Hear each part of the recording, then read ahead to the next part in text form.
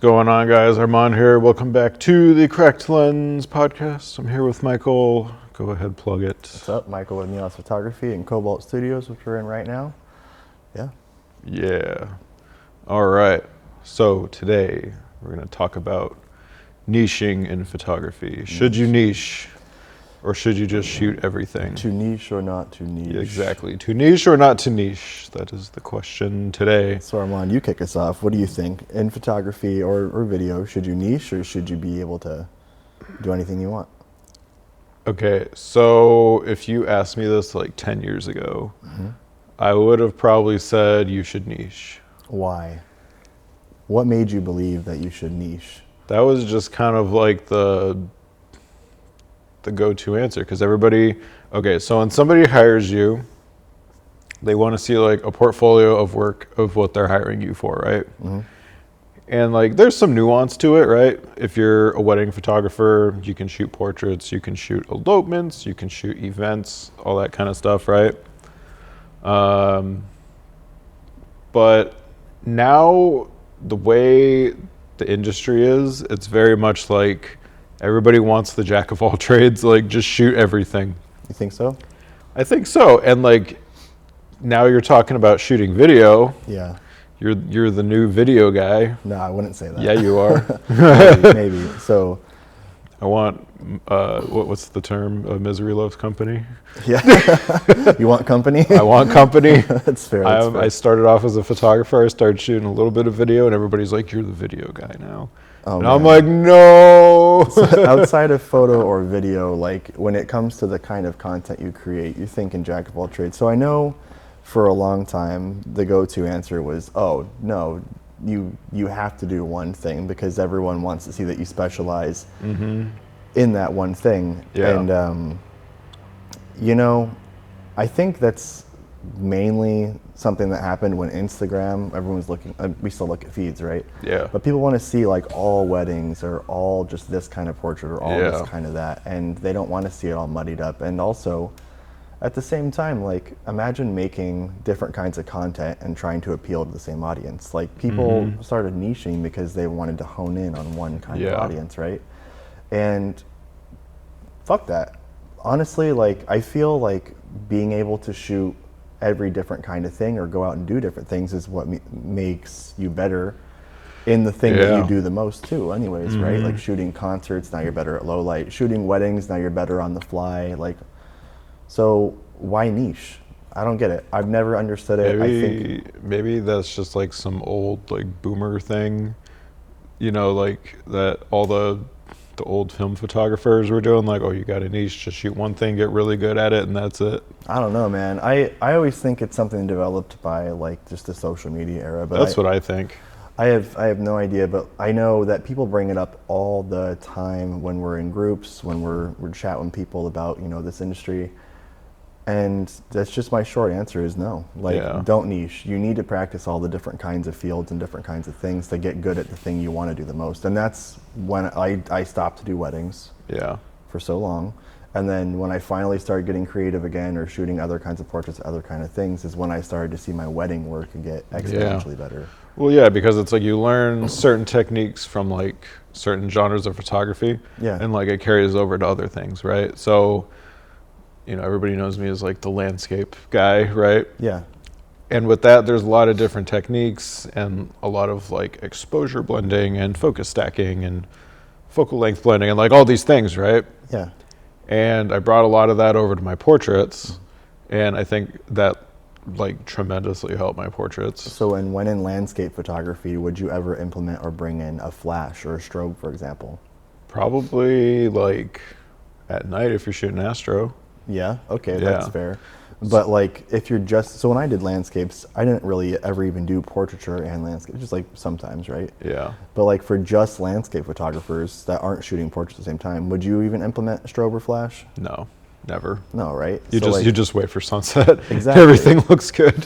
So it's like, for me, I avoided flash for other reasons. Honestly, I was just intimidated by you know, implementing flash and changing my whole, what I do, right? I'm a natural light, we all heard that. I'm a natural light photographer. Yeah. But when I It works to a point. Yeah, it does. That's true. You're very limited though, but I never understood how limited I was until I started using strobes. And Yeah. I had to because we were getting the studio. And I had that crash course. And now I, like, because of doing landscapes, because of doing weddings, and having to use strobes has like completely changed how I look at all forms of photography. And so I think we all need, it's like we must get out of our comfort zone. Yeah. And people telling you to niche almost seems like they're trying to hold you back or hold you down. So one downside of niching is like when slow season comes up. oh yeah. And it's like, if you're only a wedding photographer and like that's it, What do you do in December? what do you do in December? I mean, you could do like a couple Unless you're sessions like in the California or snow. something, right? But Yeah. That's So I true, mean, that's if you're just like weddings, you know, a couple shoots, sessions, portraits, I guess. yeah. You know, what happens when you have your slow season? Like, what do you do? What do I do? Yeah. Like Freak the fuck out. freak out. So for me, speaking from actual experience and like when I was in the pit, like the heavy part of my wedding career, which I still am doing a lot, but like at this time, you know, a few years ago, that's like all I focused on. And during the slow season, I just had savings and I would take time off and I didn't Yeah. have as many bills, so I was kind of lazier and Yeah. like that's what a lot of us For do. people that don't have 10 kids in a studio and yeah, yeah. For people who can afford the luxury of normal just people. chilling and doing whatever they want, I did that for a little bit. Yeah. Or like, yeah. But now, like in a slow season, like we couldn't survive if we were just to take the time off because of the Yeah. overhead. And having a studio is a lot different than just being a photographer. Right. But If you're just a regular photographer, maybe you just like own your house or you're renting or something, and like that's it, then it's like way easier. I feel like you could still niche and make it and just push harder in the things you do, like what Yeah. you said right there. I feel like for someone who is niching and doing just one thing though, like it's still not impossible to make it. Even as a wedding Yeah. photographer, like you said. Yeah, totally not impossible to make it. In December, you could just crank out like, you know, winter couple sets or something like that and just get creative in any field. But I think for me, the biggest thing about niching is like it caused a lot of complacency. I think it doesn't in most people. But when I started to get too comfortable doing weddings, I wasn't like pushing to do new things. I was just Yeah. very complacent and I didn't see much growth. And then the second I split away and started doing other things like concerts or the other creative sessions or other kind of portraits or when I had more overhead and I had to find other ways to make money doing photography again, it felt like restarting my whole career, to be honest. But Yeah, that's where I feel like I'm at now. well, then you have to find ways to get creative and. But like, I know, okay, so I've shot like every genre of photography over the last like 13 years. Yeah. You know, I've done landscapes, wildlife, like corporate events, weddings, you know, these crazy like Photoshop portraits. Yeah. You know, I've done like everything. And I feel like I can pretty much go anywhere, shoot any genre, make it look amazing. But the problem is when you don't have the portfolio for it, you have People aren't going to trust. people aren't going to trust. The issue you run into is if you don't have the work to show for, even if you know you can do it, How you can get that job. you're not going to have a way to market your work. People aren't going to trust you to shoot that stuff. And that's the biggest challenge. And they're not going to pay you what you're actually worth. It's like you get sick of doing free work, and I don't want to do so. It's Nobody still- wants to work for free. Even if you're really experienced in multiple fields of photography and you're trying to expand into a new portfolio, I definitely don't recommend stepping on the toes of everyone working in that field and just coming out and working for free. That's a dick move, in my opinion. If you know people and it's like a, But then you kind of like run into that issue of like, how do you build a portfolio? so do you just think do it for super cheap? my moral, like, if you're gonna do TFP and you're gonna do free, I don't think going out and just finding companies to work for that would have otherwise paid a professional to do it is like morally correct. That's Right, just how I right. feel personally. But working with models, I think, is sometimes a good example. But then I am weird and also experienced. Like if you're trying to break into weddings and you're doing Yeah. like fake couples. I think that's also a dick move. That's a little cheesy. Depending on what you're doing, it's challenging, and I made that more complicated than it needs to be. But like, okay, so like for example, work with a model for like a fashion shoot, right? Make a fake fashion set. Don't go take from an existing client, undercutting the charge. Yeah. So like for example, I'm starting to get into shooting like engagements and couples and all that stuff, because find a couple who is not the kind of couple who is going to book a session, and then you could gift them a session, but it has to be like someone you know, a real couple. Like, this is my opinion, and this isn't something that is like across the board, right? My opinion is that you should find a couple that you know, that are your friends, that you could gift it to, and that wouldn't have done a session otherwise. Right. Or even there's like model couples that's equally beneficial, but it's like, that's the different world, because like, do models pay a photographer? Do photographers pay the model? So that's kind of like an even clash, right? So work with them. And you know, with me getting into that, I don't have like a huge portfolio of it, right? So, you know, I started hitting up couples. Maybe you could do like 1 or 2 for free, just to have something to show for, you know, like people you know. Yeah. But I'm going to Italy to shoot 2 engagement shoots. Yeah. Because I want to start off strong, you know. Really cool I need it, like I need it to be where my other work is. Yeah. You know, and I feel like somebody could just look at my portfolio and be like, okay, he knows how to use a camera. Yeah. You know what I mean? Like, they're gonna get awesome photos, like awesome location. For video, like, you just need one good reel. For photo, you just need a handful to say, like, this is what I do. And I think the most important thing is how you...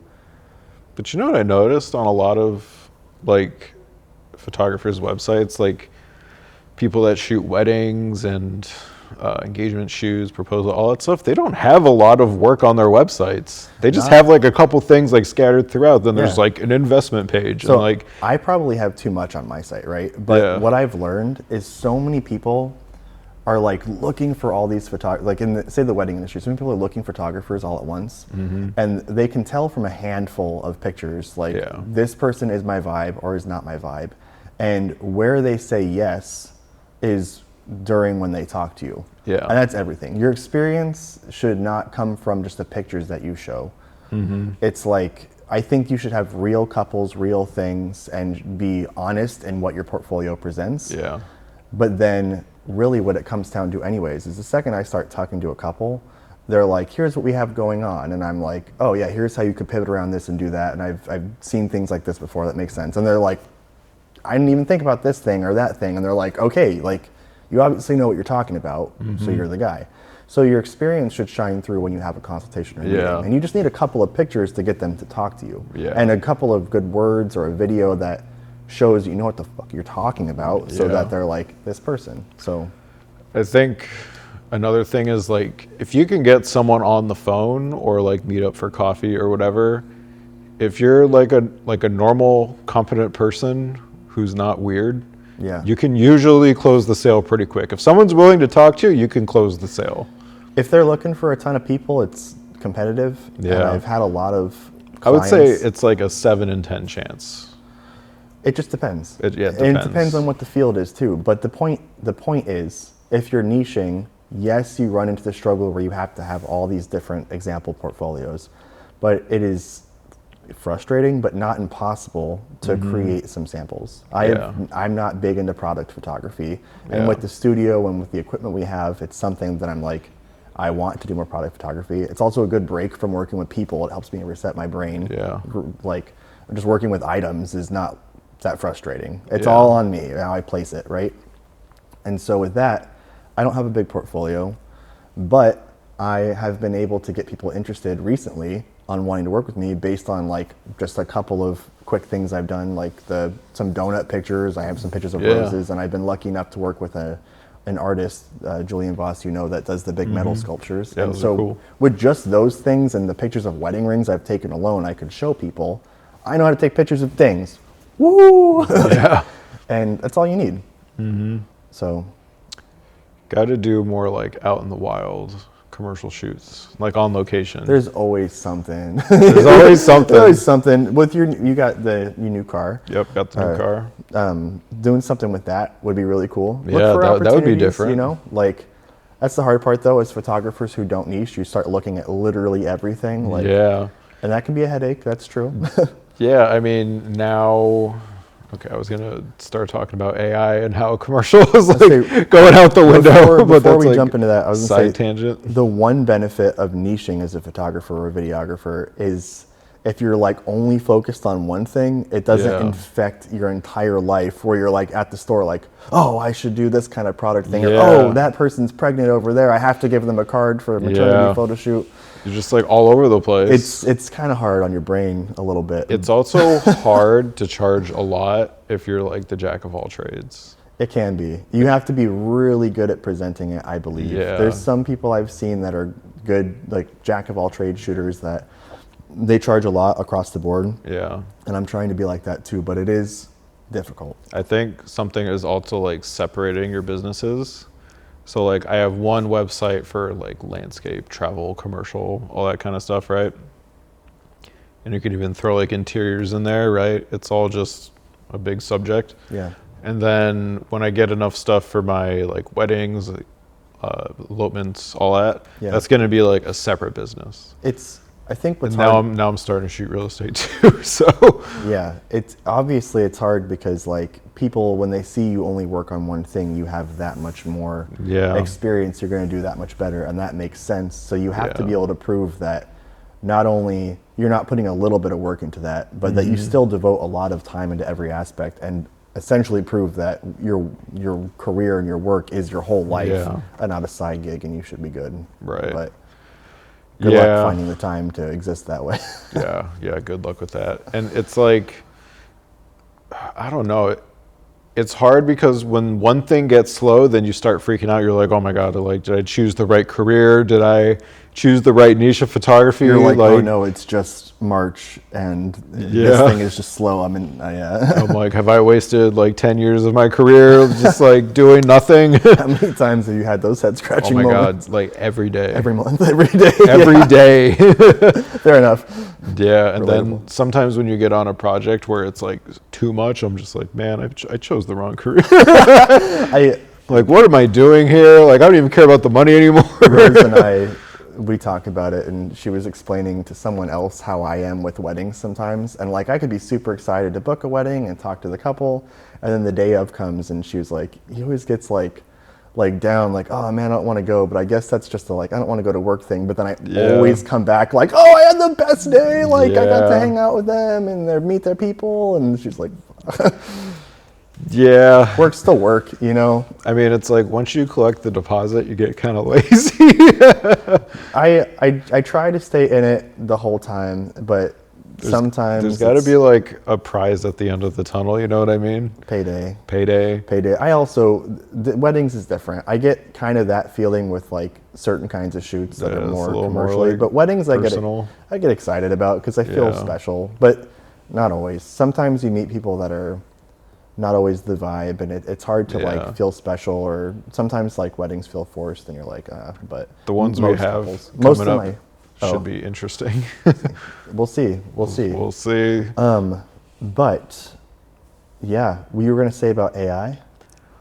Okay, so it was like a side tangent, but the reason I'm going with like real estate, or like shooting real estate, and like weddings-ish.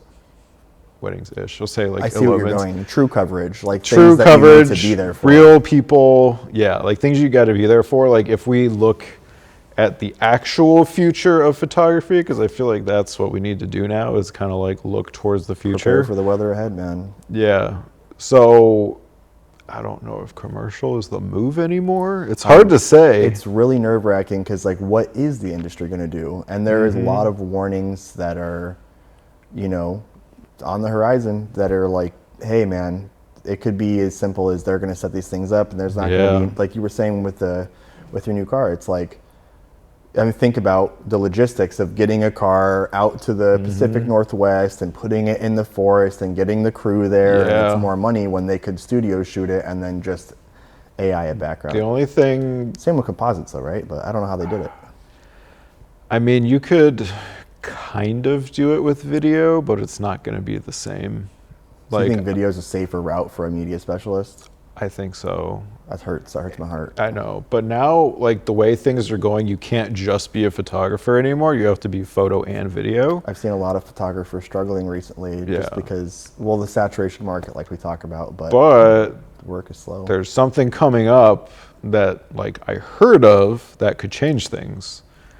So number one, Instagram is pushing photos way more than videos and reels now. Okay. So that's one thing. I hate that's a factor, but that's a good thing to know. Dude, Instagram is like such a social, like, norm, like, monstrosity thing now. I'd be so happy. It's so crazy. But anyways, so something that's coming up, I heard is in the works. I don't know if or when it's coming, but they're going to move Reels to a separate platform. Whoa, It's not going to be on Instagram anymore. What? Instagram's going to go back to photo only, and Reels are going to be a separate platform. We'll talk about to that compete with TikTok. What the hell? But anyways, yeah, so just a little like side tangent, but I think that's going to be a big shift in the industry because if they move Reels off of Instagram, nobody's going to use Reels. Like, it's going away. Or no one's going to use Instagram. That could be too. Who knows? Splitting it in half sounds like a death move, but I just want people on my website. How do I get them there? You're right. But then that also goes back to like are you working with companies or are you working with regular people? Because companies aren't Googling like Portland photographer, you know what I mean? I know. Because they just have such a list of people that they can go through, and if you cold email them. Well, hey, when I email them, I'm not sending them my Instagram, I'm sending them my website, so. Yeah, exactly. Put the socials in there too, just in case. They're there. They're there somewhere. They're there. They're not updated, but they're there. Yeah. So niching, yes or no? No. No? No. And you really have to work much harder to be like a jack of all trades photographer and sell yourself that way. Mm-hmm. Even if you want to focus on one thing though, and you're only selling that one thing, I absolutely think you should take your camera out and shoot other things because it trains you for that one thing in ways you didn't know. I would say pick like three different things. Yeah. Like if you pick three, like you're solid. And then keep a hidden portfolio if you need it. Yeah, you know? So that's like another thing is if you have your own website that isn't Instagram, you can have extra galleries of work that you don't have to make live on your page. Yeah, I have real estate is not something that you can navigate to through my site, but if someone asks me, I am able to send that subpage of my website to them directly, and there's a portfolio ready to go, but it's not something I want to convolute the site with and confuse people with. It's just like, okay, if a client comes up like this, then I have something to send. Yeah, hey, it's not on my website, I can send it to you directly over email and you get your email. And then you're in contact, you got this thing going, you're good to go. And I think that's like another thing that people need to start doing is just like, okay, work is work. Like, if the job comes up and you know what you're doing, just take it. Yeah. Don't be like, I am only a portrait photographer. I can't shoot this other thing. You can do whatever you want in the end, but like, I think for me personally, I'm with you. I'm like, money's money. Money is money. Like, take it when it comes your way. I'm not entitled. I don't have a bunch of money in my pocket. I have to work my ass off. It's like, if I see a job, man. Yeah. But I pretty much say yes to everything. Actually, fuck that. Pause, because I think we can confuse people. If the money is there and within my standards, I'm not going to take on cheap jobs. I'm going to tell them to pay more. And if they say no, I'm going to tell them we're not going to find someone who does a good job for that price. Good luck to you. And I walk away. Exactly. Yeah. If it's under like a certain amount, that's like instant no. I think next time what we should definitely talk about too, because that is a lot of confusion. I've been having a lot of conversations recently about pricing with people.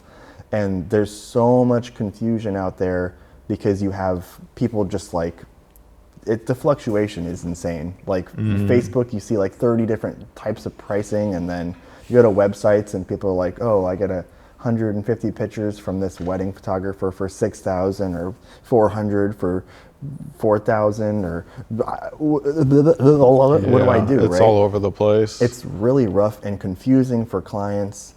Yeah. I feel like there really needs to be some sort of standard in the market for just people like us, not for companies, but for shooters who are solo and have their own little LLCs, like there needs to be some way to navigate standards. I wish there was.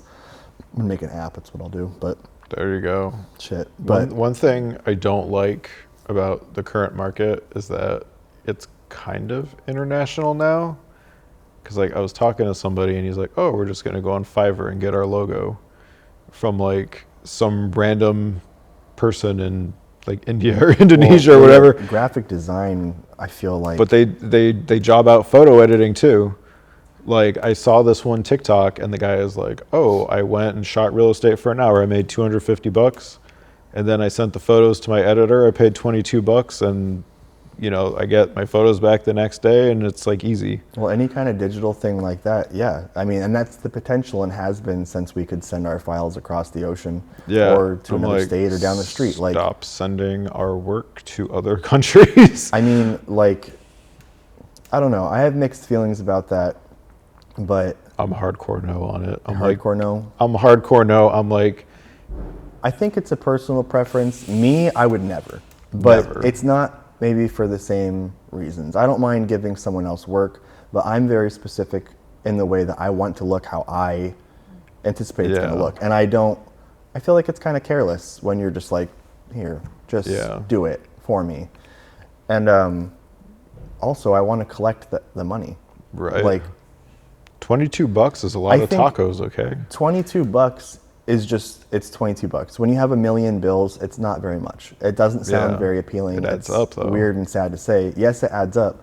But also, I know that if someone gave me $22 to do like a medium-sized job, Mm-hmm. how much time does that mean I'm actually going to care to put into it for Yeah. that $22?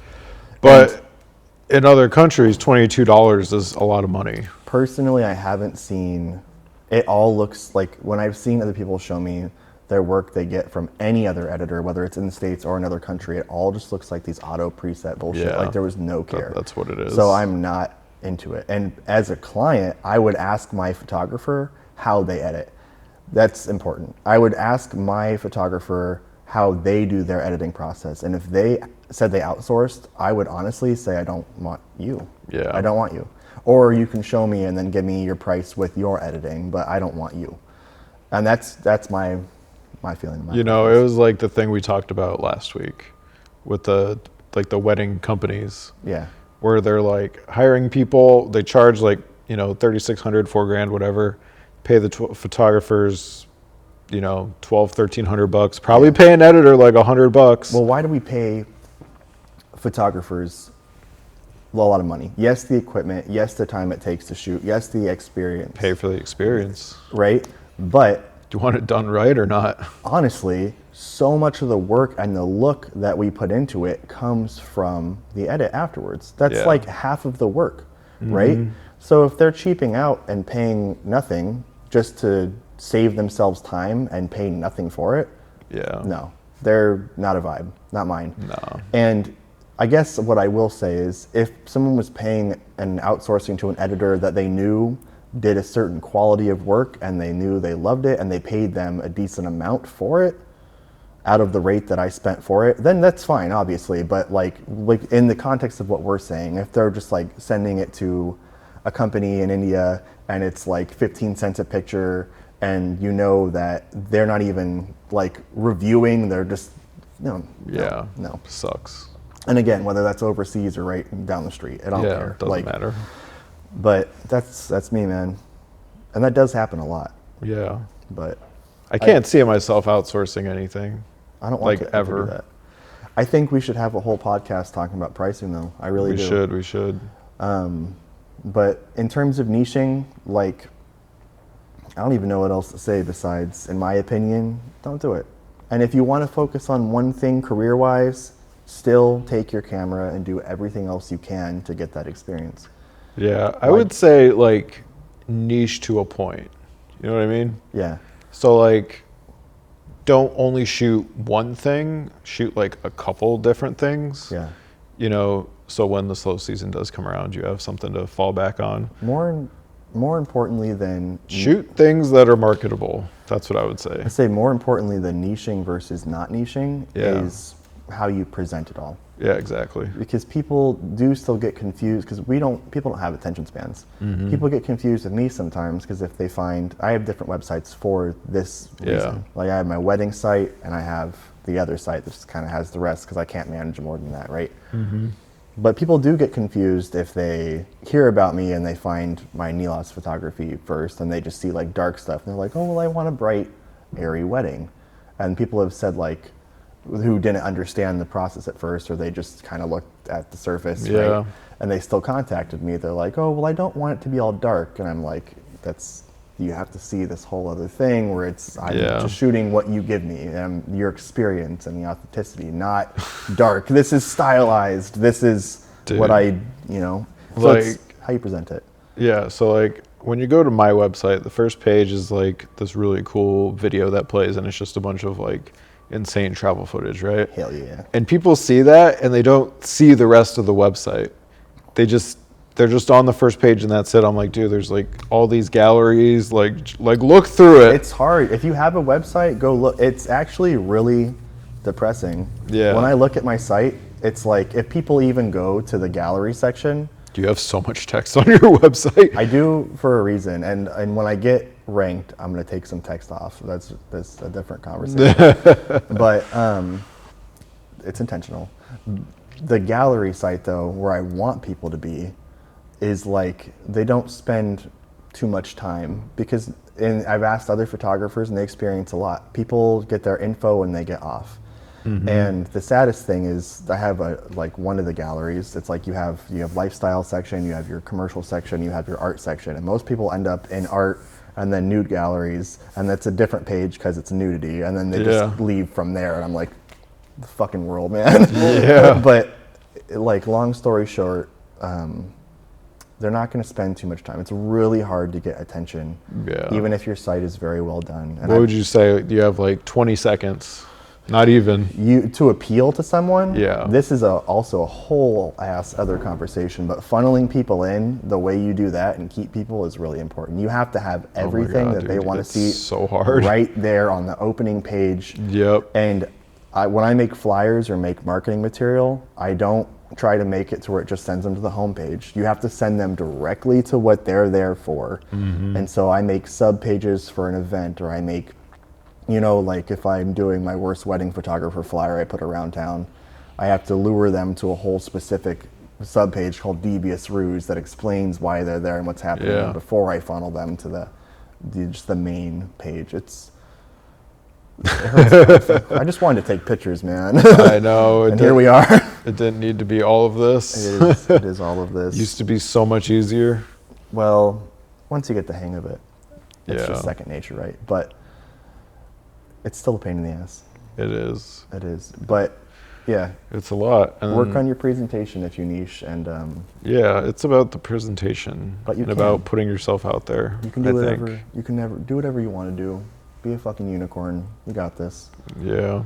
So the answer is you should and shouldn't niche at the same time. A happy blend. Yeah. Somewhere in between. Shoot multiple things that are marketable and presentable. Do whatever you want to do. Do whatever you want to do and whatever makes you comfortable. I would also say it depends where you live too. That's true. Yeah. So like we live in Portland, Oregon. We live in Portland, so it's opportunity. Not Seattle opportunity, not LA opportunity, but there's still a city worth of opportunity.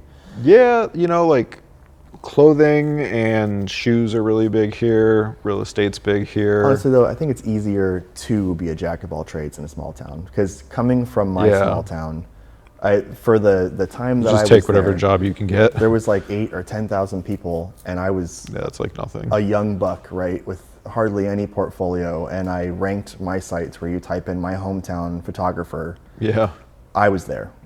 You were the only photographer in town. There were some others. They were like moms with cameras, kind of, right? And there was one professional studio that had been there for many, many years, but they were like not putting their all into websites and stuff because they had such a reputation that they took that. Didn't even need to. They didn't, they probably could have. I think they're out of business now, but Like you type Didn't get on Instagram. right before I moved here. It was so nice because I would get any of the Google stuff because I was there and then I left. But in that case, it was literally photographer. So if I would have done the jack of all trades thing and anyone in a small town sees that I'm good with the camera, they'll hire you. Yeah. In the city is when it's more important to make sure that you are honed in on those things. I think so. However, if your presentation is done right, they look at it for so little time that they don't really need to know what your specialties are. They just need to know that you're a badass with a fucking camera. Get them in for a consultation. You explain exactly how you're going to do it and how you're going to do it flawlessly, and they go, "That's it. Take my money." Yeah. And that's true. I've experienced it. It's not. I mean, we could go down this rabbit hole forever, but I think it's also about like who you know. It's also, you have to be, because different people are going to know you for different things. you have to communicate Yeah. a certain way. You can't just be like meek on the other end of the table having a consultation. Like, Yeah. you have to be bold, and it's hard. We talked about this last time. Yeah. You have to be able to say like, I know what the fuck I'm doing. Yeah. So go in, be a Chad. Yeah. What's a Chad? Balls out. Yeah. Do it. Yeah. Just look up. Or ovaries out. Either way. Just look up Chad meme on Google Images. You'll figure it out. But anyways, all right, we're gonna call it there. Short episode today. Cool, man. Any final words? Do what the fuck you want to do.